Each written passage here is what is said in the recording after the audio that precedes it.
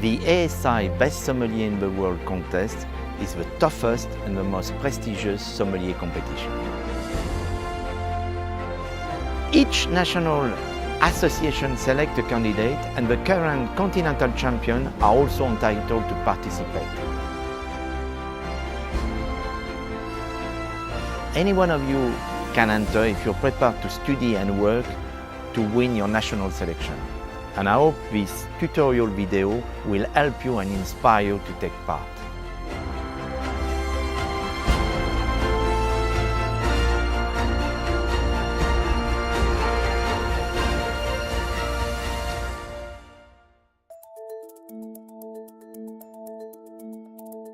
Here we are, the best sommelier in the world competition. The competition takes place in 3 stages: first round, semi-final and final.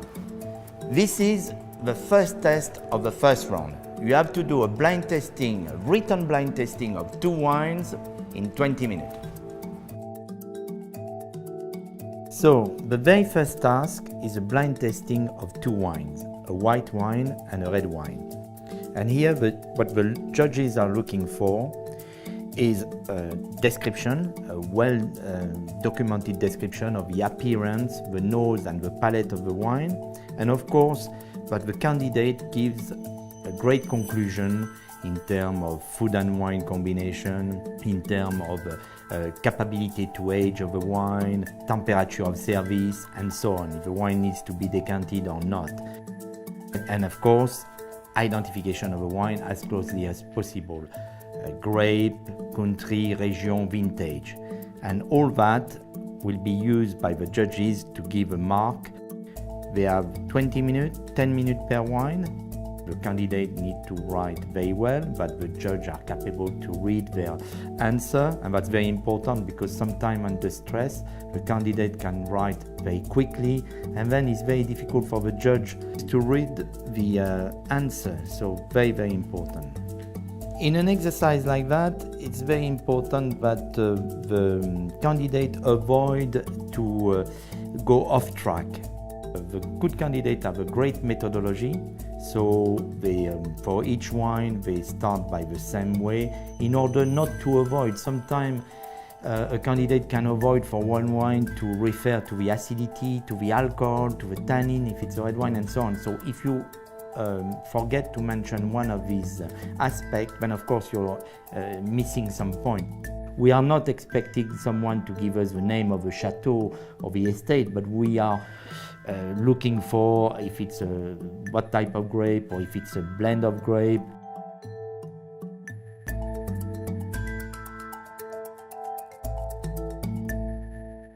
The competition is made of 3 main types of exercises. You have, of course, blind tasting of wine or beverages. The second main task is the written theory, where people are asked to answer questions. And the third part is the practical service, like in a restaurant, and of course, food and wine matches. Now, you are moving to the second task of the first round, which is the identification of beverages. The second test of the first round was a blind tasting of 4 spirits, but it wasn't a blind tasting where the candidates had to describe the spirit, they simply had to identify them.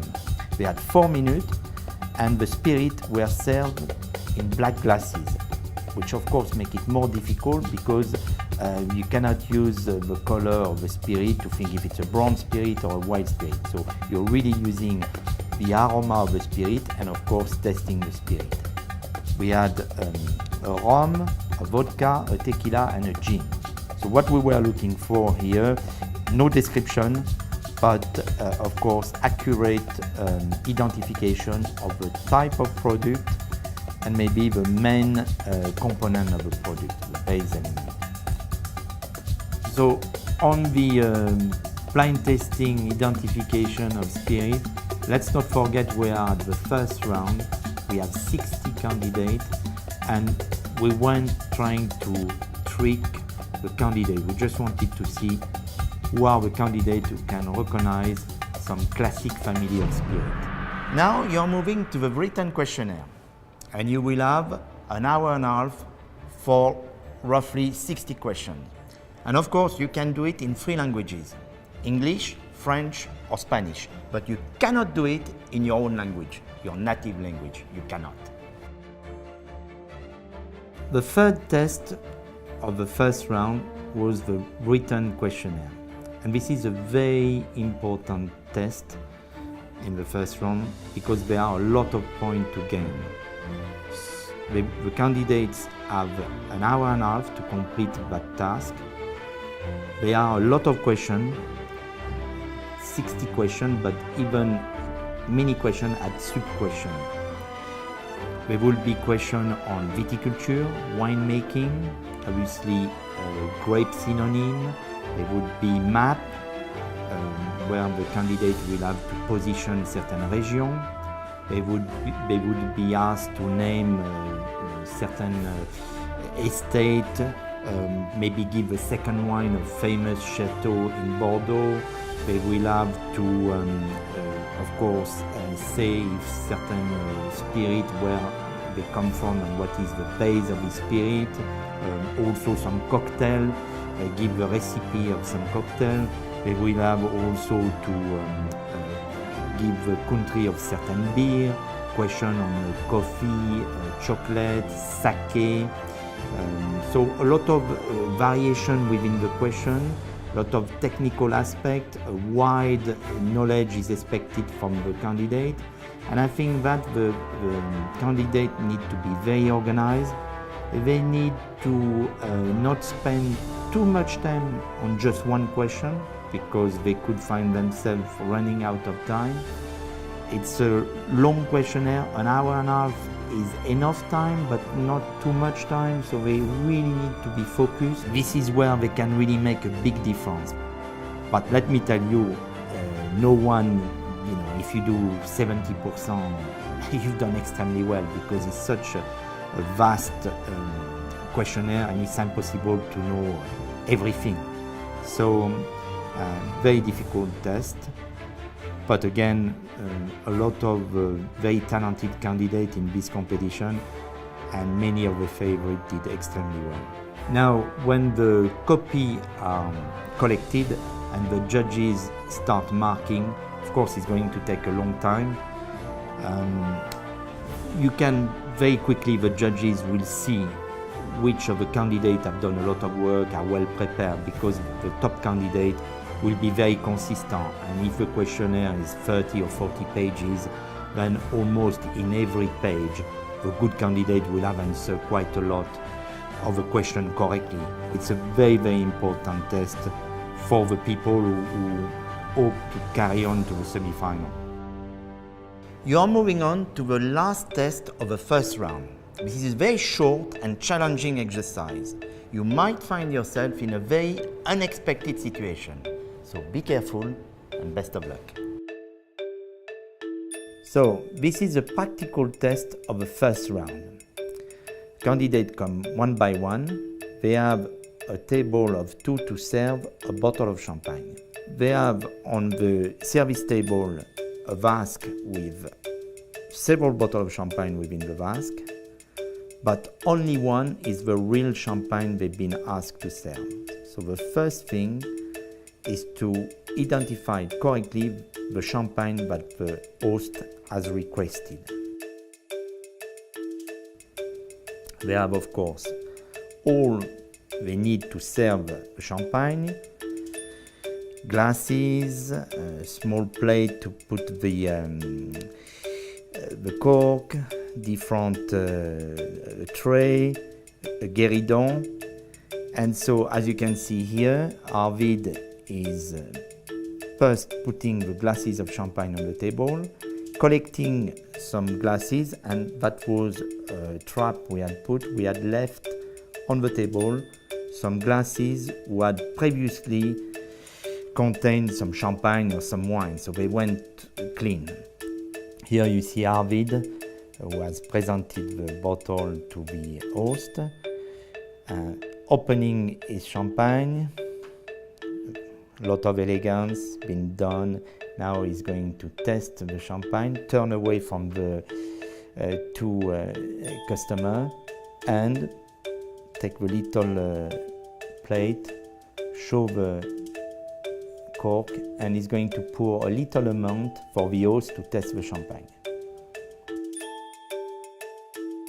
And you can see very quick, Arvid is already to the guest of the host, serving the champagne and finishing with the host. So it's been done very quickly, very properly. The bottle has been, the right champagne has been served. The dirty glasses have been eliminated. So all what we were looking for has been achieved.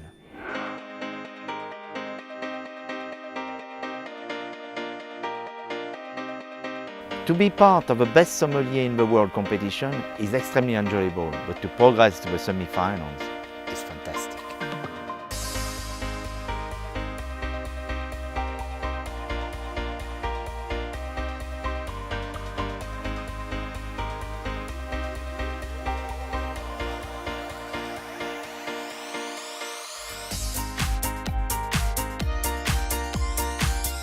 To take part in the semi-final, you need to be one of the top 15 candidates of the first round. The points are accumulated from the written questionnaire, the written blind testing, and the service test. For a semi-final, you will be tested on service, general knowledge, and blind testing, but the level of difficulty will rise dramatically. For the first test of a semi-final, you will have to identify 6 beverages in a written test. Best of luck. The beverages were a beer, a cider, a sake, an aquavit, a pisco, and a whiskey. Again, the beverages were served in black glasses. It was a written test, and the candidate had 3 minutes, and for each beverages, 5 points were awarded. They don't have time to describe, so we are looking for, they can find the family, the type of product, is where they are going to get the mark. All the tasks of the competition are prepared by the technical committee, and only the members of the technical committee know about the task. Great care is taken that no information could leak outside, as of course that could advantage a candidate. Now, you are going to do the second test of the semi-final, the written questionnaire. So we ask them some questions, we require more thinking, capable to develop, explain certain technique in the vineyard, in the winery, also some food and wine combination and so on. So really the job of a sommelier. There are also some questions within this questionnaire which are classic questions for sommelier competition about region, about different products. It's a slightly different type of questionnaire, and of course the level of question more difficult than in the first round.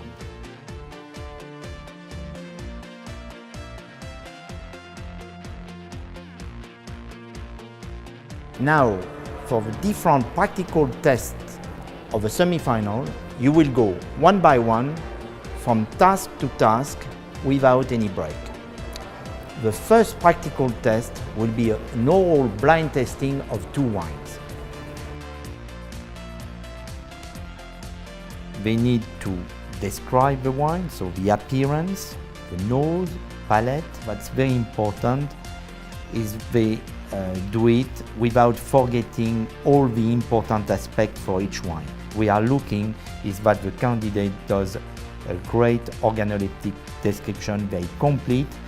Of course, propose some suggestion of food and wine. And then, of course, a fairly important part of the mark is the identification. Now, for the following test, it will be a classic food and wine combination. And you will have to argument for the best possible combination. And of course, to meet the customer preferences, like in your own restaurant.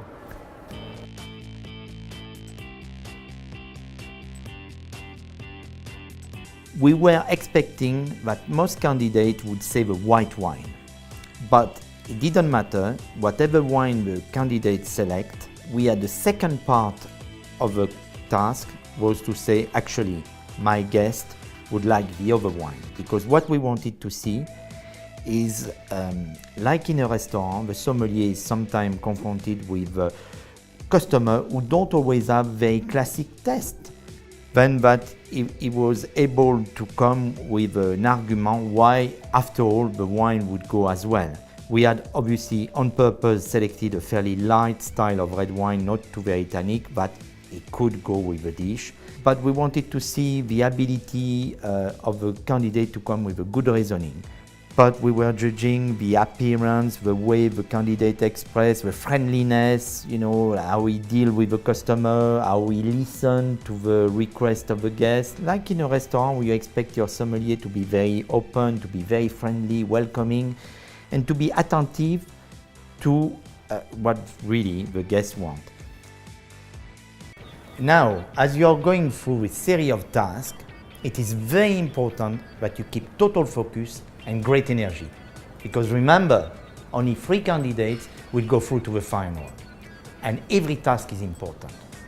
The next task is a recommendation of a port by the glass and the commercial testing of a fortified wine.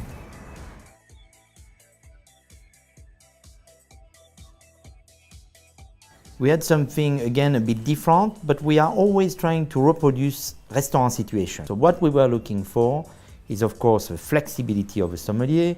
And in a case like that, maybe the sommelier, of course, want to please his customer, is going to open one port. He will be left with a lot of port in the bottle, but if he's a good sommelier, he will use it maybe for a tasting menu, he will propose it to other guests. So in theory, he should be able to finish the bottle within a few days. A sommelier is also a salesman, a businessman, so he has a feel for that. And the semi-finalists, a lot of them did extremely well there. Now, as the task changed from competition to competition, you might wonder why you're watching this tutorial. Well, I can tell you, as a past candidate, we never know enough. And in addition, it will give you an idea of the philosophy of a technical committee. The next task is a commercial wine tasting. By telling the candidate to serve the fortified wine in the best possible way, we were expecting them to test the fortified wine, say a few words of description, to serve it in the right glass, and to give to the guests some melon and some blue cheese. And if the sommelier, the candidate, and some candidate did exactly that, then of course they were scoring a lot of points. In addition, of course, like for every service task, we expect manners, friendliness, politeness, being quick, without rushing the customer, but to be very efficient, very organized, checking that the glasses are clean, and so on and so on. So we wanted to see the whole. So in fact, this task was very difficult because it was testing each candidate on many, many points. For this ultimate test of the semi-final, we've introduced a new type of exercise. So you will be asked to show your ability as an organizer of event, but also your skill as a marketer. An international club of wine lovers arrive in Mendoza next Saturday. It's their first time in Argentina. They are 30 people, men and women, aged around 40. I heard they have already talked with several restaurants for an evening about wine from Argentina. We must have them here. I count on you to make an appealing proposal. You have 5 minutes for this task. What we were expecting from the sommelier is to be imaginative, but to be also very business-minded, so which means that they were thinking of a budget. And when we saw Paz there, Paz really thought of a business. He thought of maybe getting a bit of sponsoring from a winery in order to reduce the cost, but make it attractive for the guest and also good event financially for the restaurant. So we were judging the business skill of the sommelier, which is very important. It's not just a question of being, capable to serve a bottle well. It's also capable to think ahead and to be capable to organize like a head sommelier should be. For the final, each candidate draw a number, and this number will determine the order he or she will compete in the final. During the performance of one finalist, the other two finalists are kept in total isolation. They cannot see or they cannot hear what's happened on stage. For these two candidates, there are very special moments, and each candidate has his own way to prepare and concentrate before they are called on stage. The final usually takes place in a theater. The stage is set up like a restaurant with different tables, and at each table there is a different task. It is in front of an audience, and in Mendoza there were more than 800 spectators. Therefore, it is a lot of pressure.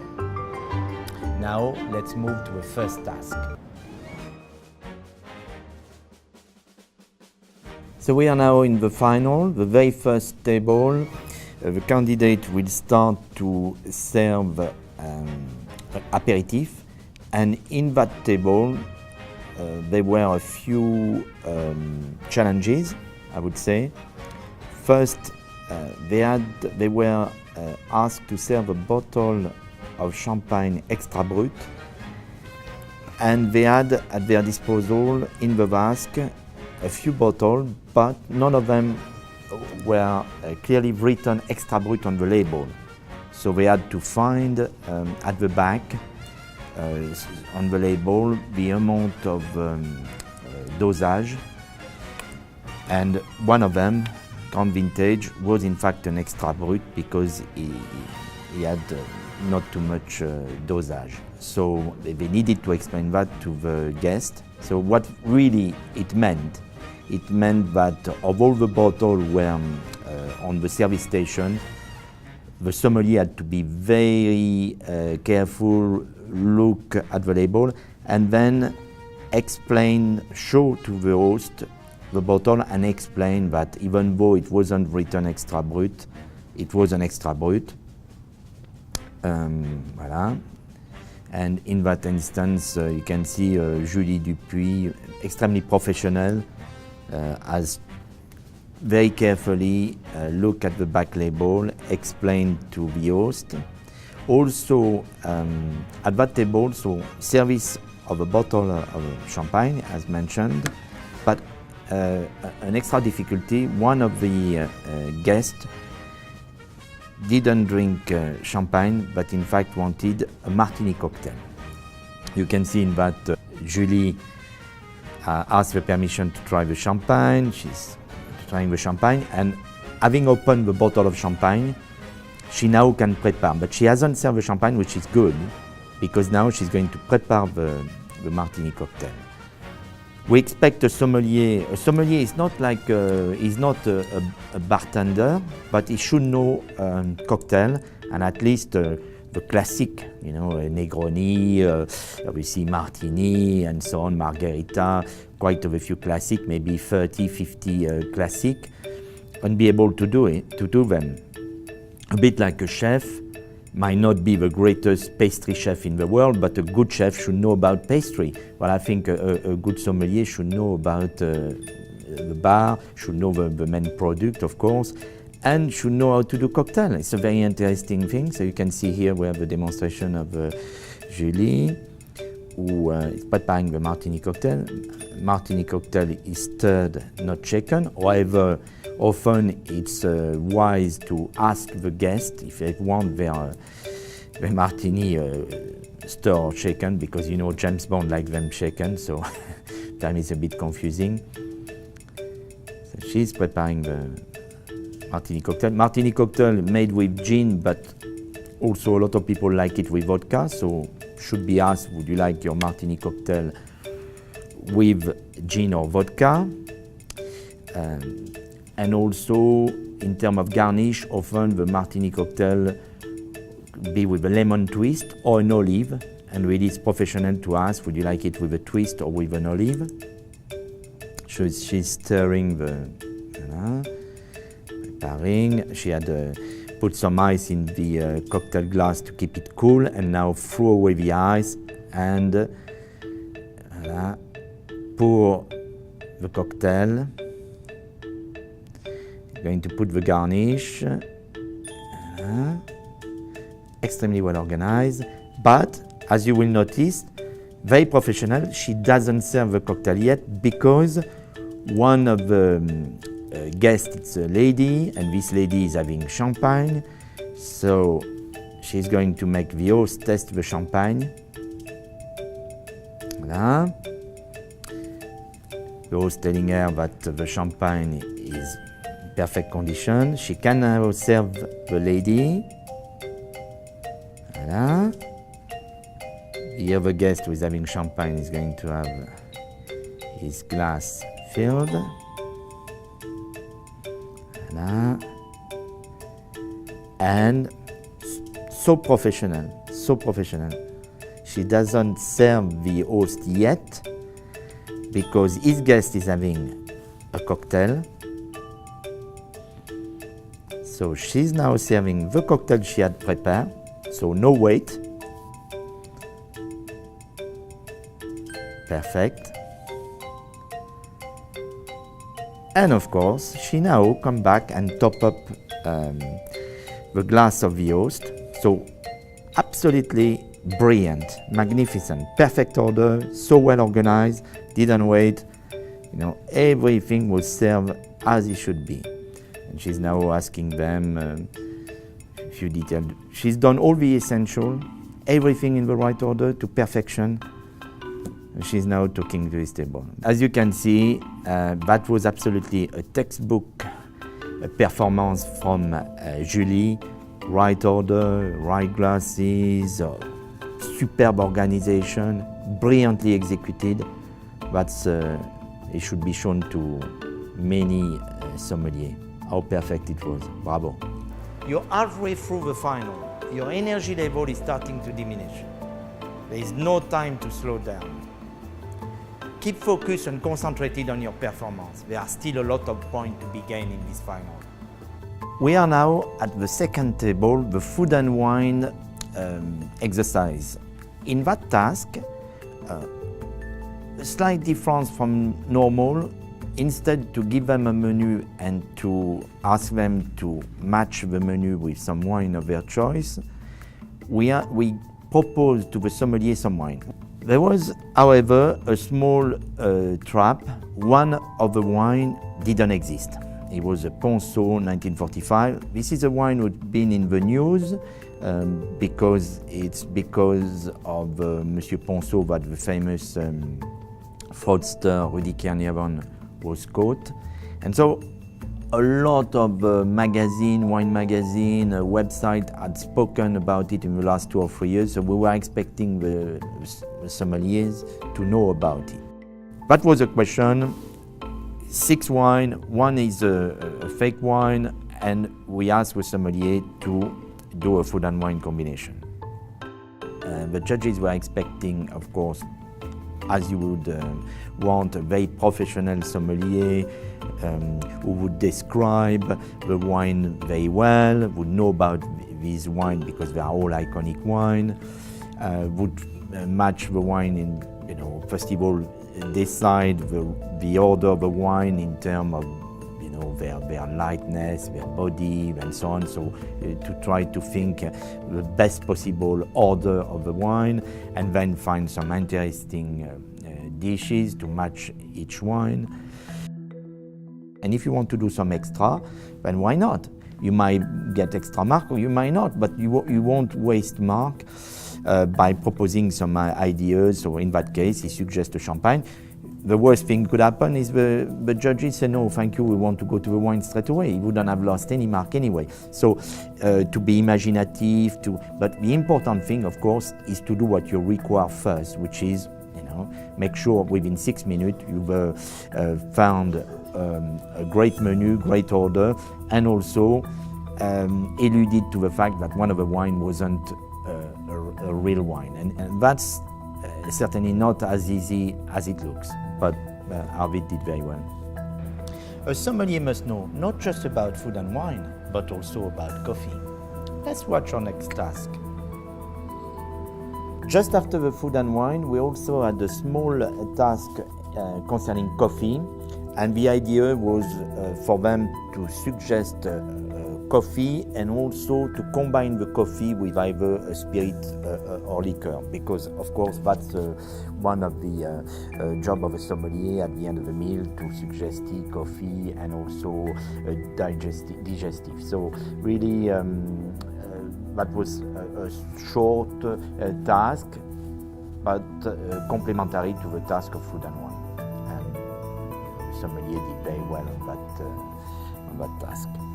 For each task, every detail, every word, every move the candidate makes is analyzed by the judges. Now let's watch the table with the service of wine. Now we move to the table for the service of wine. It was quite a difficult table because there were 6 people at this table.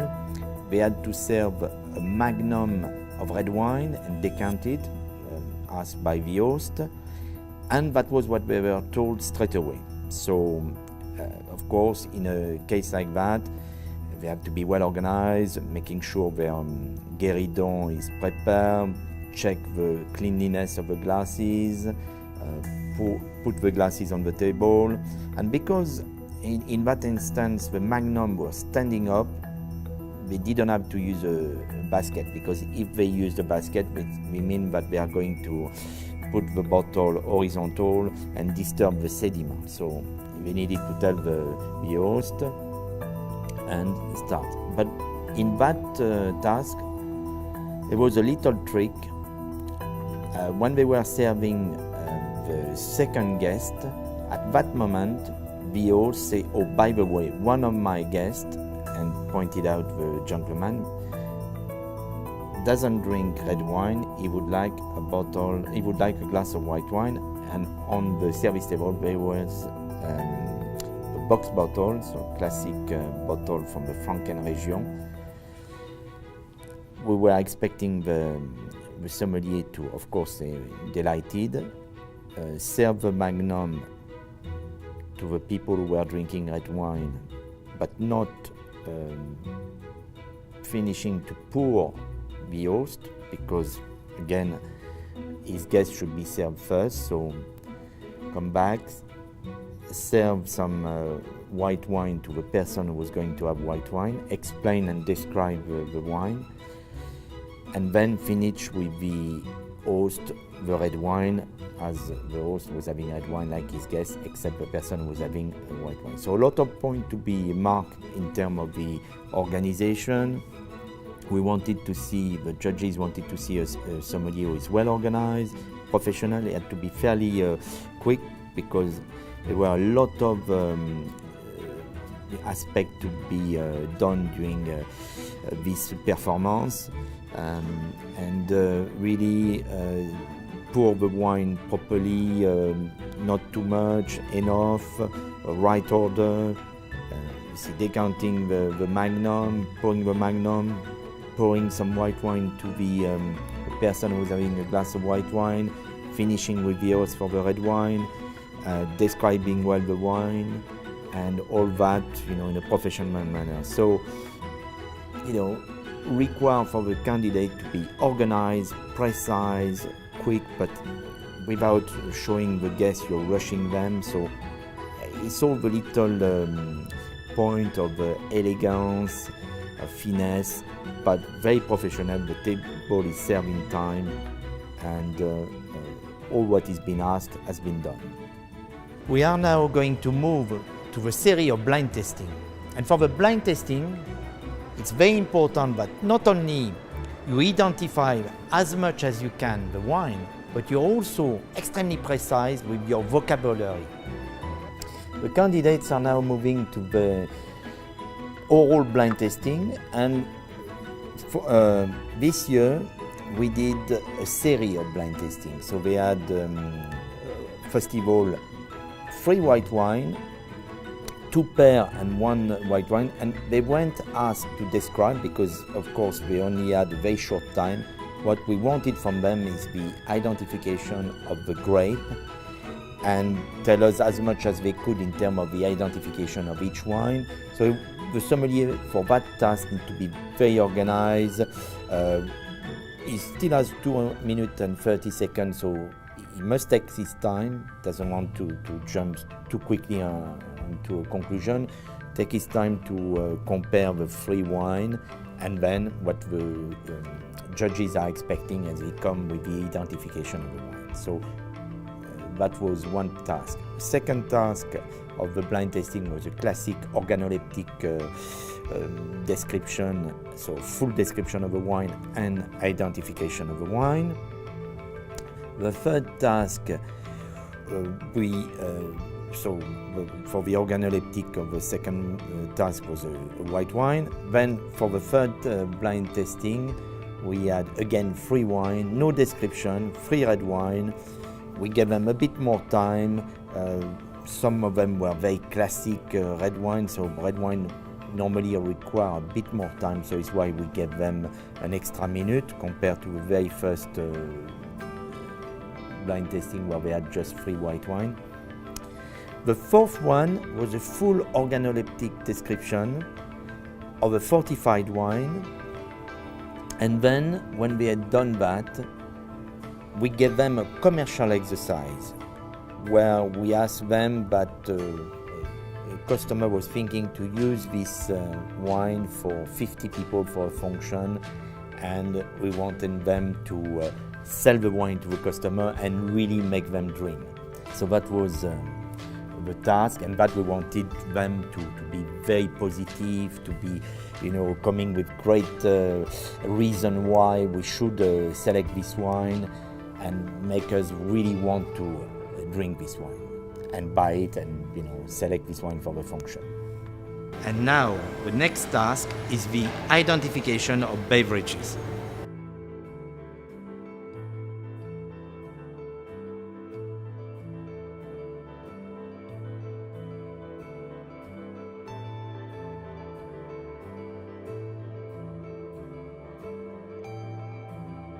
After the different series of blind tasting, of wine blind tasting, the candidates had to identify 8 spirits. But this time we did it slightly differently. Instead to just give them 8 glasses and they have to identify, we gave them 8 glasses, but we also gave them a list. In fact, it was a piece of paper with a different label, so in effect they knew the spirit, but of course they had to find which one was match the list. So it was a question of looking at the list and then testing and saying, oh, I see they propose a rum, a whiskey, and so on. And so it was a bit easier, but still you have to be organized, because it's easy to start giving once you match the wrong one, then you have to come back. So it was a question to 3 minutes. The candidate really to be organized, smell all the glasses first, take their time, and when they were sure of one, say number 3 is this one, eliminate, and so on. So it's a question to be very, very organized, precise. Don't rush. Look at the labels, and of course some were relatively straightforward because different colors of spirit. Nevertheless, not as easy as it looks, but I think the candidates did a great performance. As a sommelier, your job is to buy, select, and write the wine list of your restaurant. It is therefore very important that this wine list has no mistake. This is what we are going to see in the next task. One of the tasks always proposed in a final is the correction of the wine list, because of course for a sommelier it is very important, and the sommelier of a restaurant will write the wine list, and the wine list should be written properly without any spelling mistake, and of course mistake of associating a wine in a different region and so on. It needs to be very precise and exact. So for this exercise, we normally propose 8 slides. So 8 slides. Each slide has 3 wine, and there is always a mistake. So 1 mistake per slide.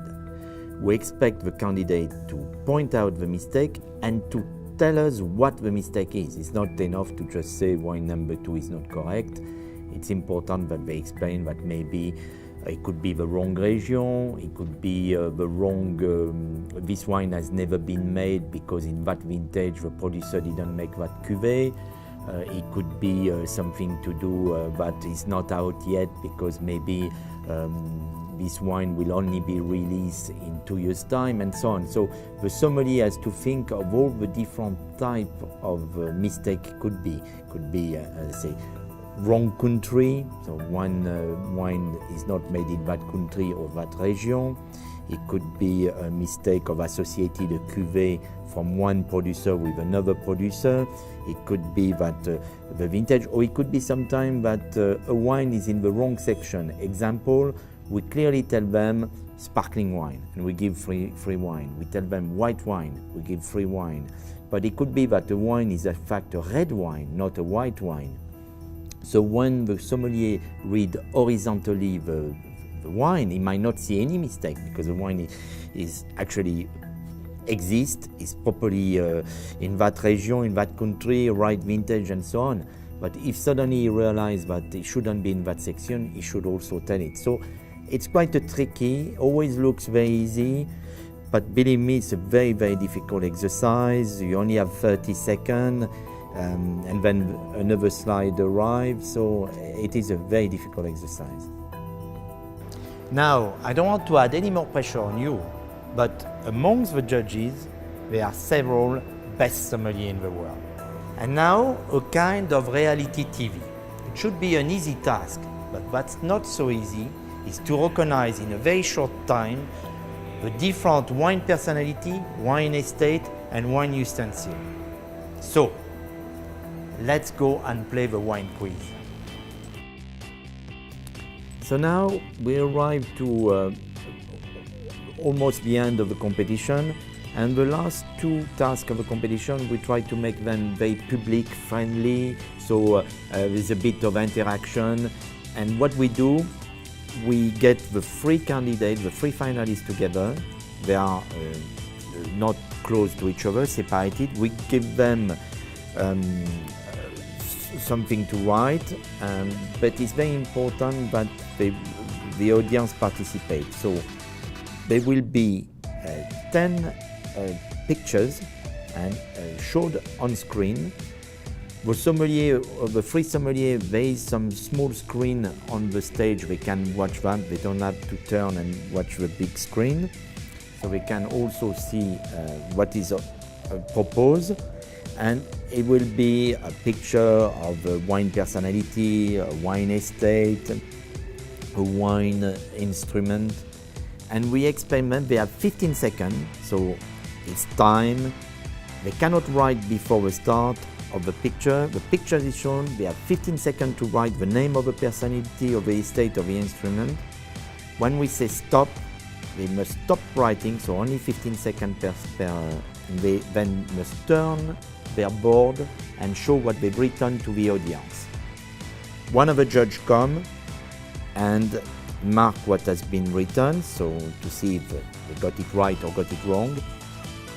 And then, when the candidates are ready, we move to the next pictures and so on and so on. It's very fun, the audience can play, and for the candidate, well, you know, they have to be, again, look for a few seconds and quickly write, because once we say stop, they cannot write anymore. So if they know what is on the picture but they didn't have the time to write, then they lose the mark.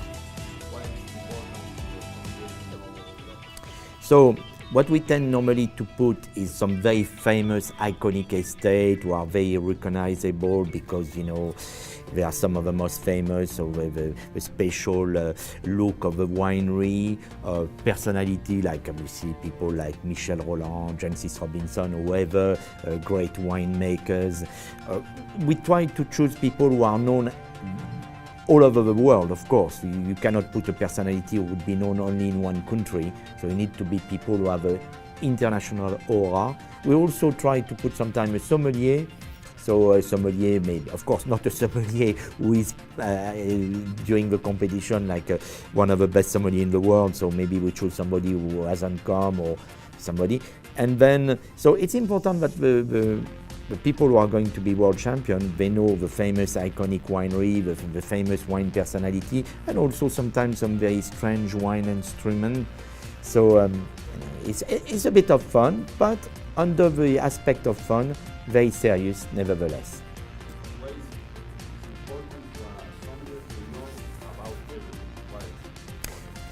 Well, it's important that the sommelier know personality estate, because in a restaurant he'll be confronted with guests who might ask him some question about this wine personality, the wine estate and so on. So the sommelier needs to have a wide culture of wine, and so that's very important. And now the grand finale, the service of a magnum of champagne. For your last act, you need to be very organized, precise, efficient, and very fast. The audience loves it. So the grand finale is a service of a magnum of champagne. We give them a time, 7 minutes, and we tell them they have to pour 15 glasses. They have a mise en place, but the trick this year is we put 28 glasses, 15 of one size and 13 a different size. And they were slightly mixed, the glasses, obviously the same for the three candidates, and we had done the same exact mise en place. So the finalists had to find the 15 right glasses, which is already one of the tasks. Then, once they put these 15 glasses, they have to pour, and the trick is to pour the whole magnum. We want them to finish the magnum. So if there is a little bit of left, say very little, obviously they don't get penalized, but if we put one extra glass for us, for the judges, with a line, and we come at the end and we pour the remaining of the magnum, and if it goes above the line, then they get penalized. They also need to have filled, we don't want the opposite, like for instance, they pour too much in 13 glasses and they cannot pour in the last 2 glasses. So it's very important that they do 15 glasses. We also want them to do roughly at the same level, and as I said, finish the magnum. The difficulty is they cannot come back onto a glass. So if they are pouring, say, glass number 2, and they move to glass number 3 and they start pouring some champagne in glass number 3, they finish. They cannot come back to the first 2 glasses, they have to carry on. It's the rule, because if not, it would be too easy, they could adjust, they could, so we want. And why this exercise is important? Because in a restaurant, if you have a customer who say, order a bottle for 9 people, you order a very expensive bottle of champagne, then the sommelier has to understand that, is going to pour maybe just a small amount in each glass, but he wants to make sure every guest has some champagne. You cannot come back to the host and say, well, I'm terribly sorry, I could only do 7 glasses, because the host will say, well, I don't want to buy another bottle.